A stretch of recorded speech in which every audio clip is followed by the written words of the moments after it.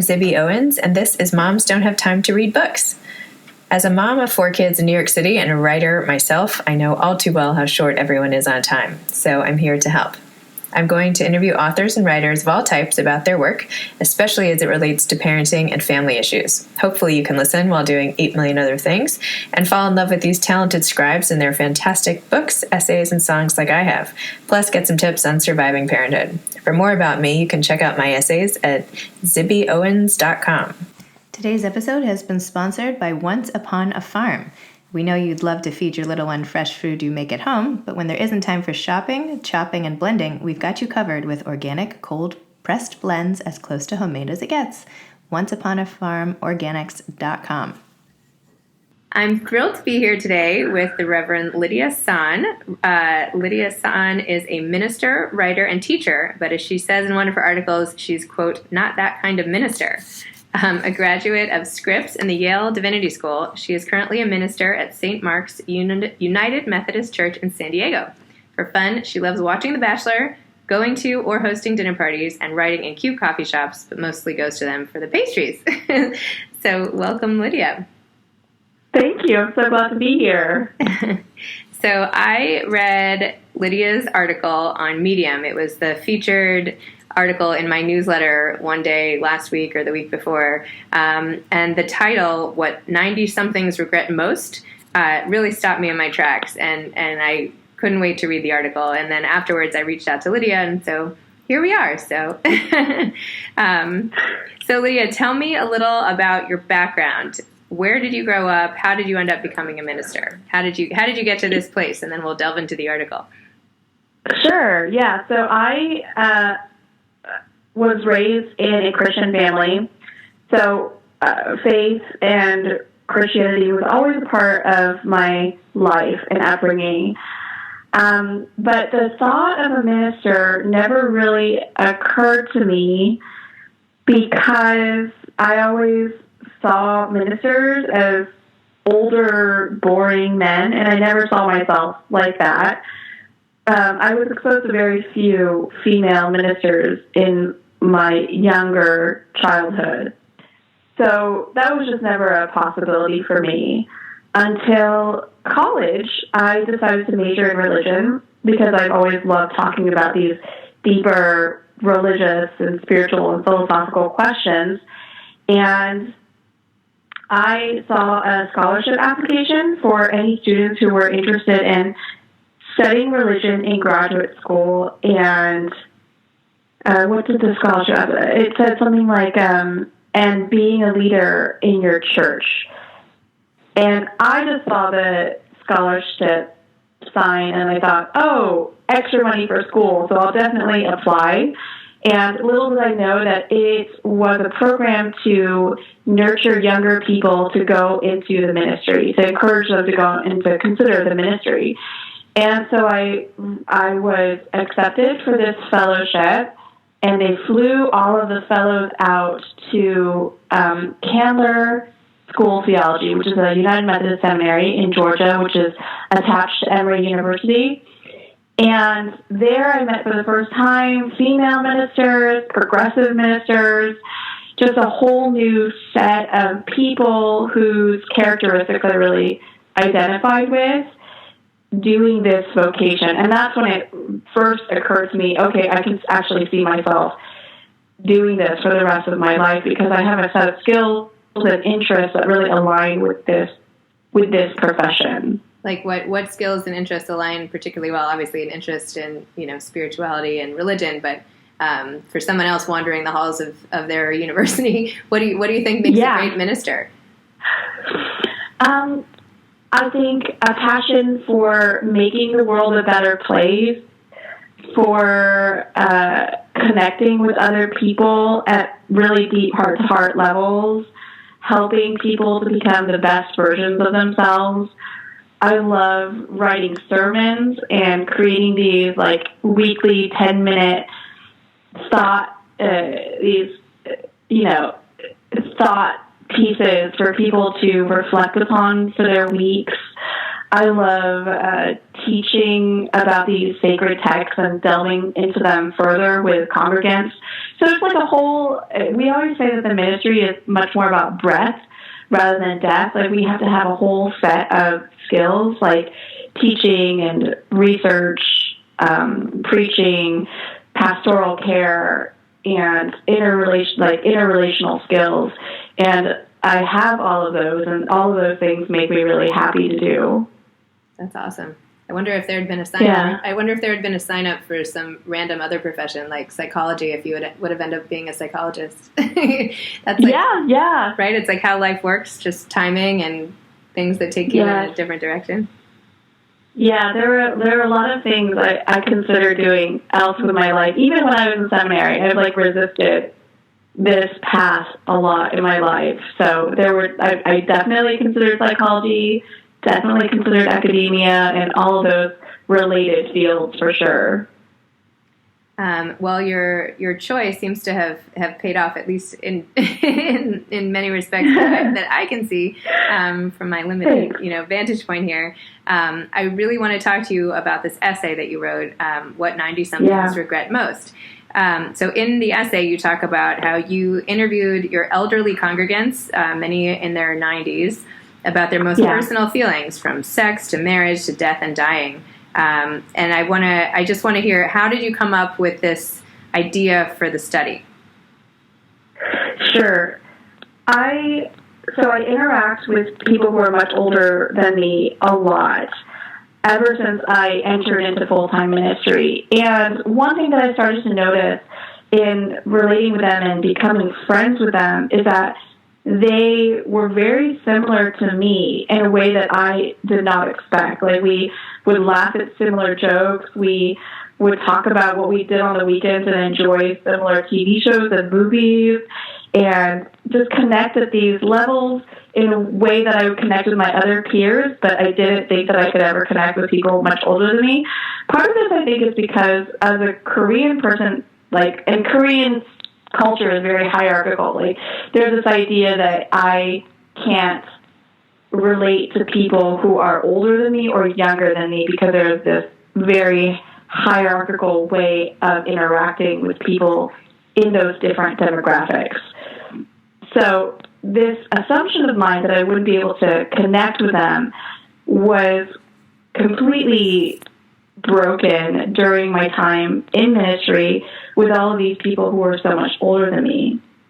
And then it just was a kernel of an idea that kind of became bigger as I had these conversations, and then all of my questions to them would come out into these greater conversations about their lives and what they have regretted and what they have loved so far and what they're looking forward to.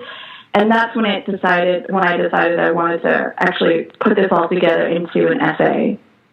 That's great. I'm just going to read part of what you said. I have a lot of sections that I found super interesting, but let me start with this one.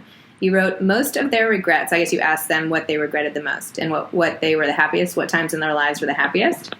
So you said most of their regrets revolved around their family and how they wish relationships, usually either with their children or between their children, turned out differently. These relational fractures I could see on their faces still caused them much pain and sorrow. One of my interviewees has 2 children who have not seen or spoken to one another for over 2 decades. She lamented that this, among all the mistakes and regrets she could bring to mind, was the singular thing that kept her up at night.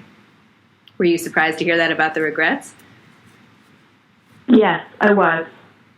What I would think, they would, sometimes I feel like relationships between kids sometimes feel out of my control a little bit. And when you look back on a whole life, I'm not sure what I would expect a room of 90-year-olds to say, or what I would think that I would say when I was 90. What were you expecting? I think I was expecting something more, I don't know, it's really hard to say. I knew this about this person's life because I had heard her mention it before. But she's mentioned a lot of things about her life before, So I wasn't expecting this to be the one thing that she would share when I asked this question about regrets, which just went to show me that of all the things that could come to mind in her life in regards to her career, her romantic partner, and where she's living, and all the things that she's accomplished, that this was the most important thing to her. I don't know. I think I'm just like you in that I also would think that the relationship between my children would be beyond my control. So it was just interesting to me, and also something that I wouldn't expect myself to answer in the same way.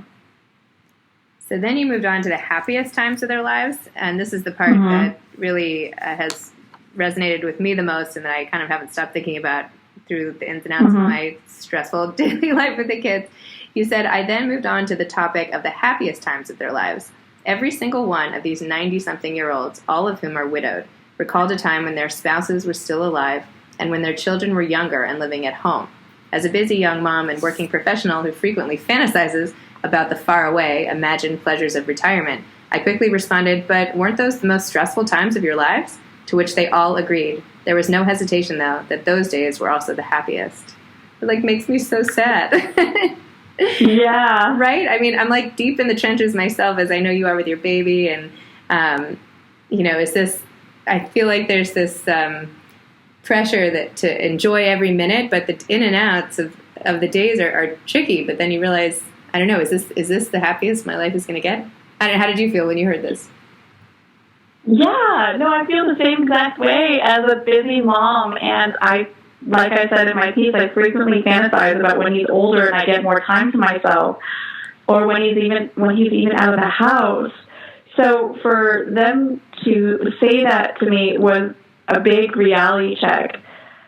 I think it just goes to what a lot of philosophers and sages have mentioned throughout their works all of time, which is that human beings are either focused on the future or we're always looking back upon the past, but rarely do we treasure and value the present moment. And oftentimes when we think about our lives, the happiest moments are the times when we're with people that we loved. So it does make sense that this would be the answer to this question of the happiest time of their lives, but certainly, like you're saying, in the moment, it feels very exhausting and tiresome. And I don't mean to complain. It's also amazing, right? But yeah. It just can be tricky. It can be hard. It is. I'm doing a podcast interview later this month with the former editor and writer from the Motherload blog of the New York Times, who has written for many other places. Her name's KJ Del Antonio, and she just wrote a book called How to Be a Happier Parent. And I was thinking of you the whole time. I've only read the first 2 chapters. I was like, I have to get this to Lydia's son right away, because she basically is saying, we're all in it, right? We're in it. It's not always fun, and there are all these obstacles to the fun, but this is the life we chose, right? We had decided to have kids. We want this. And it's frankly going to be the bulk of our lives is having kids at home. So we've got to find a way for ourselves to be happier parents. And she gives very specific tips. So anyway, just a preview of that to come. And as soon as the book comes out, I'm going to send you a copy because anyway, I think it's going to I would love to read that. Yeah, I feel like everybody should be reading this because it's just the little things, even since I read her 10 mantras yesterday, little ways to make yourself just a little bit happier each day, right? Helping your kids be a little more independent, or not for you. Your son is still too young, but there are. We haven't chosen this as a path of misery, right? We're very blessed, but it's hard to. Anyway, I'm rambling, but anyway, I think you know what you know what I mean. I do, and something that I do. One little thing that I do that helps me a lot is when I am spending time with him. And I'd rather be doing other stuff or spending time by myself or working on stuff for work or being with my husband. I ask myself, what will I miss about this moment when I'm older? What will I miss about this time of my life when it's all gone? And so all of a sudden that question helps me to recenter myself and brings me back to treasuring this very unique, particular moment in time. And then all of it becomes wonderful again. I mean, not easy, but wonderful, if you know what I mean. Yeah. Yeah. Aw. So you also found, just switch gears a little bit, the interviewee's thoughts on beauty and aging, which I also thought was super interesting. You wrote, my interviewee's thoughts on beauty and their aging bodies were also varied in that their changing physical appearances only mattered insofar as it mattered to them when they were younger. Those who were valued for their good looks or athleticism experienced much more grief in regards to their current bodies than those who derived confidence from admirable qualities that were much less time fixed. Can you tell me more about that? Yeah. I mean, this part isn't really surprising to me, that those who were derived a lot of value from what they look like or the capabilities of their bodies would experience a lot more sadness about those changing as we age, as opposed to those who derive value from something else that doesn't really change for the most part until, the very end, or some kind of sickness takes you over. I think that makes perfect sense. And but at the same time, I don't think if there are people who have a lot of joy from what they look like or what their bodies can do, I don't think that they should not be happy with those things. I think one of the things that I've learned in post-colonial studies is that we're embodied beings. Like, part of our reality is to live in these physical bodies that we've been given, and to make sure that everybody in these physical bodies are happy and healthy.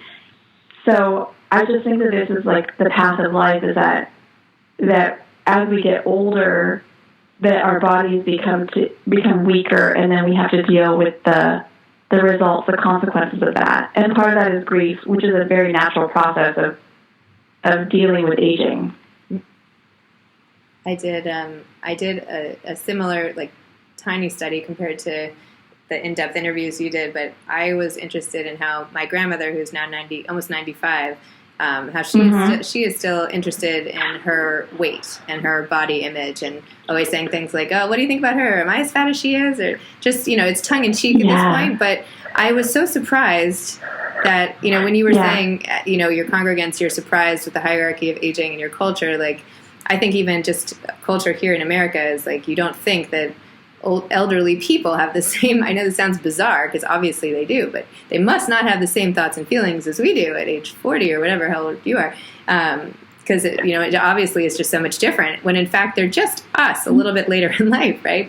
Why would all the issues go magically just disappear? Because I found that. Oh, sorry, go ahead, interject. No, I'm just agreeing with you. Yes. I mean, I found that, I did a research little study that I put in all the mailboxes of both my grandmother's nursing homes. And an overwhelming amount of the women still cared a lot about what they ate and how their bodies looked. And a lot of them weighed themselves every day. And, it just never really went away. And obviously, similar to what we were just saying about, your athleticism and looks in your aging, obviously the women who had more eating disorders and issues with body image when they were younger have more issues with them later. I mean, go figure. But still, it's I think it helps us in the stressful moments of our days, I think, to know that things don't just disappear when you're older, and to get a handle on things now is so critical in a way, right? We have to just embrace some of the things about life, not to be too philosophical. I mean, you're the minister here, so maybe you should be talking instead of me. No, you're saying exactly what I'm thinking. So yes.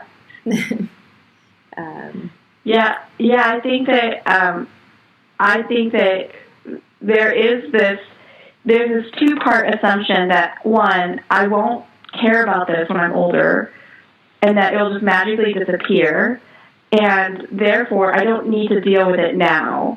But exactly what you're saying is that, one, we never stop being us. But at the same time, if we deal with these issues right now, it's actually going to affect our lives later, instead of instead of not dealing with it now and then just expecting that they'll resolve themselves, because they don't. Right. Clearly from these people that I've talked to. Yeah. Interesting. And another element that you had touched on in your article was that no matter how old they were, your congregants were still falling in love and becoming attracted to other people, even those who they weren't necessarily married to. Like, that doesn't stop either, apparently. Uh-huh. And I hope this comes as good news to people. It came as good news to me. It just made me really happy to think that people still fall in love to the end of their lives. It's just such a great feeling to be in love with somebody, so that part of you doesn't really go away with age. I was very happy to discover that. Yeah, it's actually really beautiful when you think about it. It's really nice. Yeah. Kind of sounding like not much is changing as people are getting older, but I know. The last finding was that you found that most congregants were less afraid of death and more afraid of dying, which also makes sense. Can you tell me more about what people were saying about that? Yeah, a lot of the people that I interviewed, most of them are church members, and so they have this assurance that they're going to be taken care of after their lives on earth are over. So it's really that last leg of the journey towards death that frightens them, especially for those who are still pretty healthy right now. Having watched their own family and friends go through some really difficult times throughout that last leg, I think that they just can't help but think about that for themselves. And a lot of the times when you're really sick, you can't really express what you want to happen to your body. And that's the debate that's going on right now, right, in healthcare, about the right to die and a dignified way to die. And there's so many debates about that. But it's a problem because as you get older and you get more and more sick, you can't really express your desires and opinions in the way that you can when you're healthy. Yeah.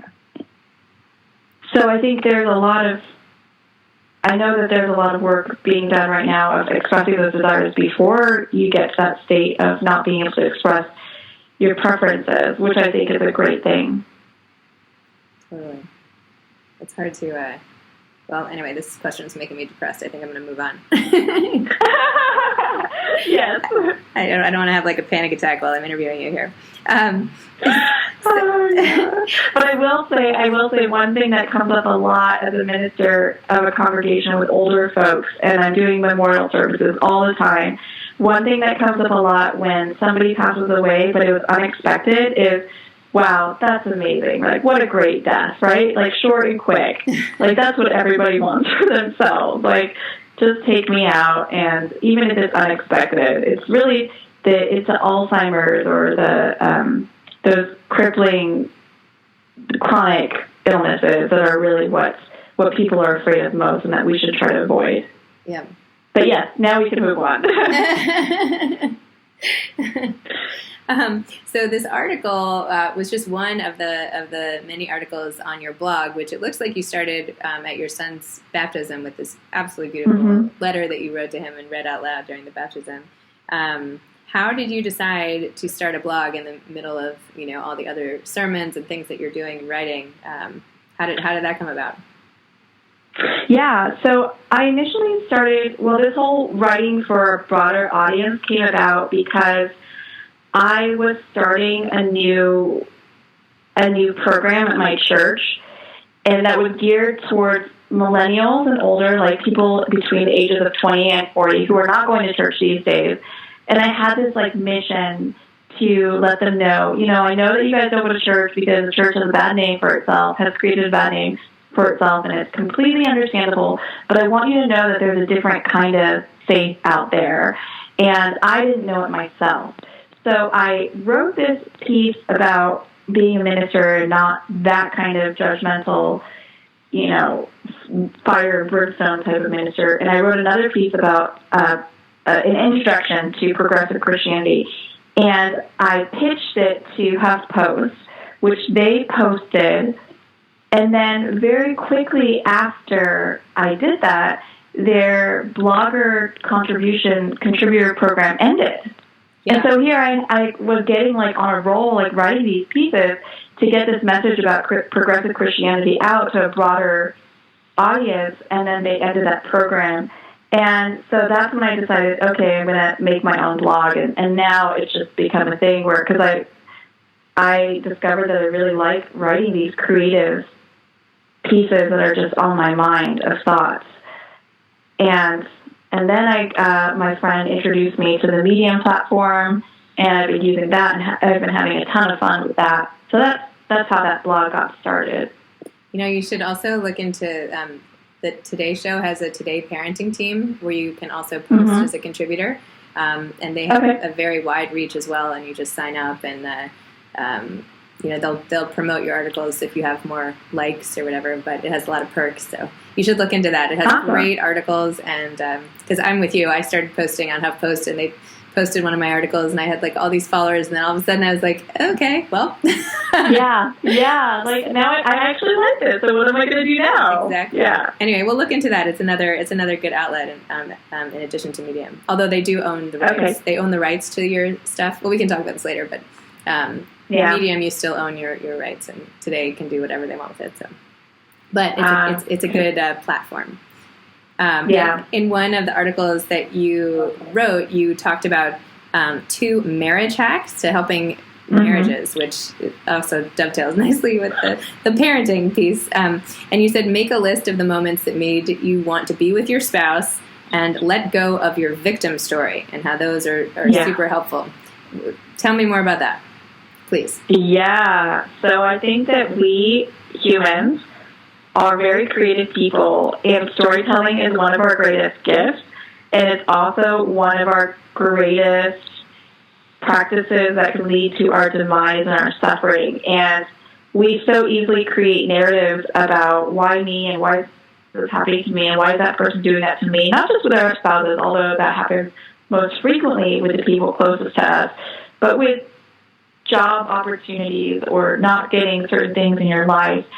And one of the strongest teachings in mindfulness practices and also in Buddhism is accepting things as they are neutrally, and then from there not creating a story, but creating the story that you want to live and following and being in alignment with your values.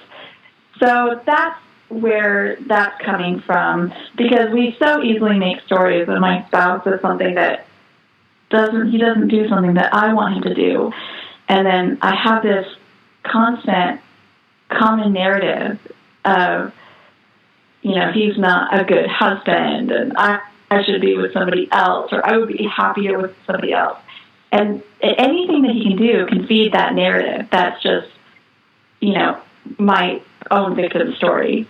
And so I think in talking with my friends who are also married also have this tendency to do this.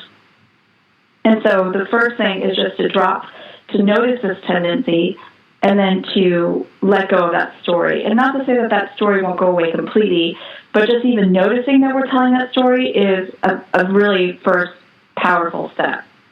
I like it. Good tip.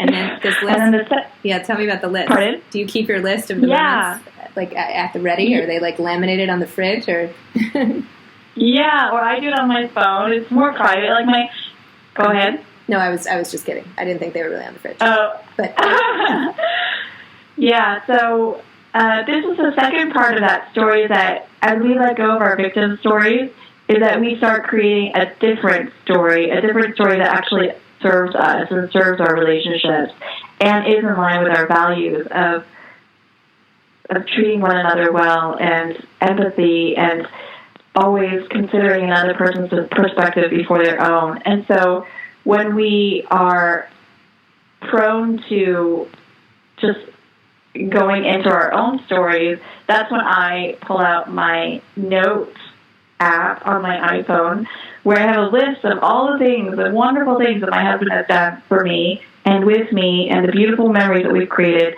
And then I'm reminded that we're doing something else. That there's another story to the story that I create when he doesn't do something I want him to do.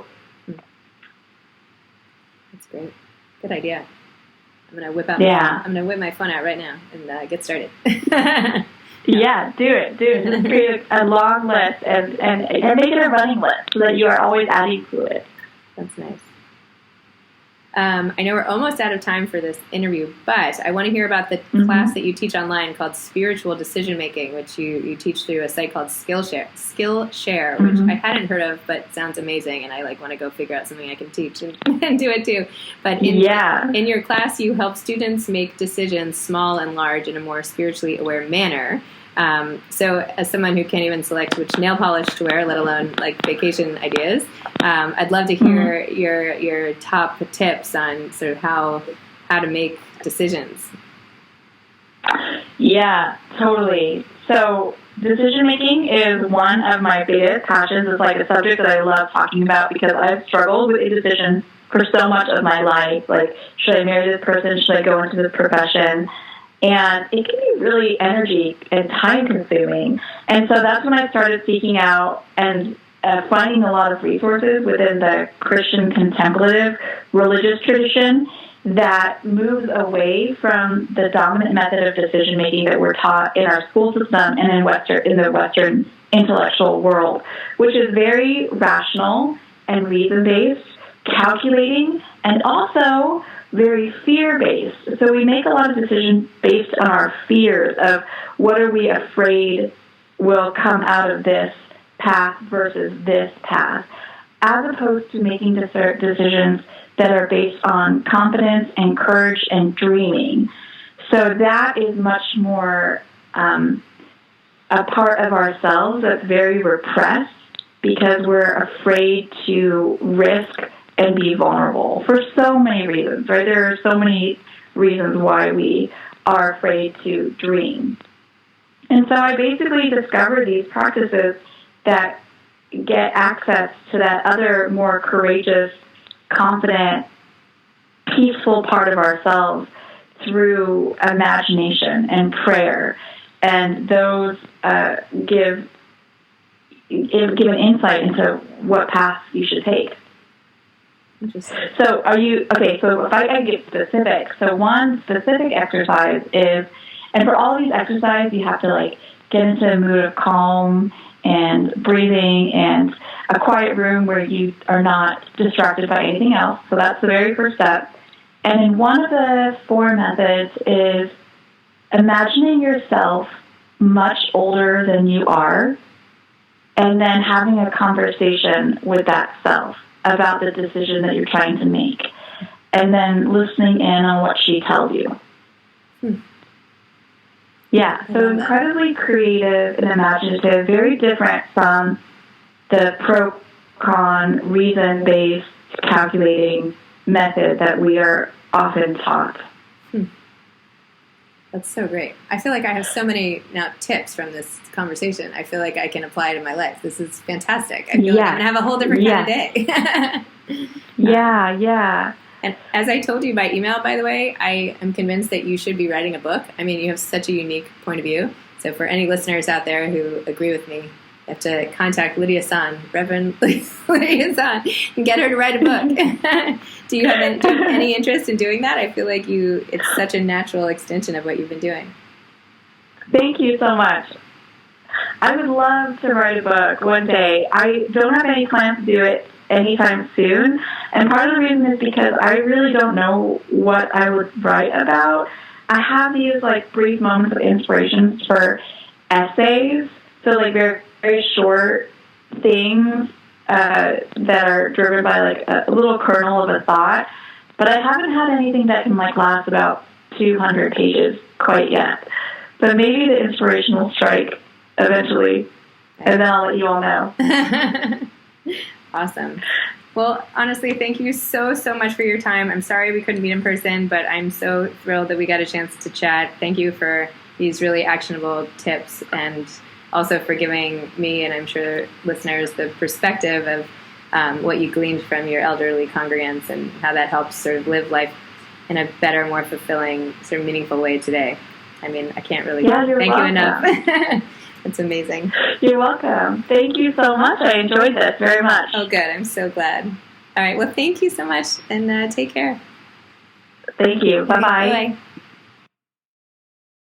This episode of Moms Don't Have Time to Read Books has been sponsored by Once Upon a Farm Organics, onceuponafarmorganics.com. Thanks for listening.